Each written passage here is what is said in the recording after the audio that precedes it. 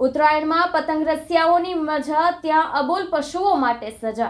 ઉત્તરાયણ નિમિત્તે Surat fire control પર પક્ષીઓ માટે 50થી વધુ કોલ મળ્યા હતા।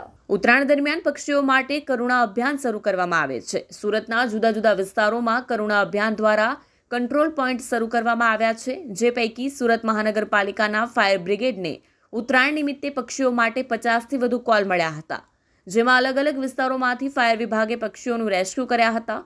ગંભીર રીતે ઘવાયેલ પક્ષીઓને જરૂરી સારવાર આપી હતી, તો કેટલાક અબોલ જીવોએ સારવાર મળે તે પહેલા જ જીવ ગુમાવ્યો હતો। ફાયર વિભાગ દ્વારા સાવચેતી રાખી પતંગ ચગાવવા લોકોને અપીલ કરવામાં આવી હતી। માંજાની દોરીઓ દેખાય તો તાત્કાલિક તેણે યોગ્ય જગ્યાએ નાખવા પણ કહ્યું હતું। મારું નામ દીપક સપકાળે છે, fire officer Deepak Sapkale, fire control room in charge. Uttarayan નિમિત્તે 14 અને 15 તારીખમાં 14 તારીખે 19 જેવા પક્ષીના કોલ છે અને 15 તારીખમાં 37 થી 38 જેવા કોલ છે। સુરત શહેરના અલગ અલગ ઝોન વિસ્તારોમાં આપણે પક્ષી ફસાયેલા છે અને ફાયર ટીમ દ્વારા એમને રેસ્ક્યુ કરવામાં આવેલ છે। કયા ઝોન વધારે એમાં આવ્યા છે? એમાં ઝોનમાં છે આપણે Katargam zone, Rander zone, Udhna zone અને સેન્ટ્રલ ઝોન જેવા વિસ્તારોમાં સૌથી વધારે પક્ષી ફસાયેલા છે।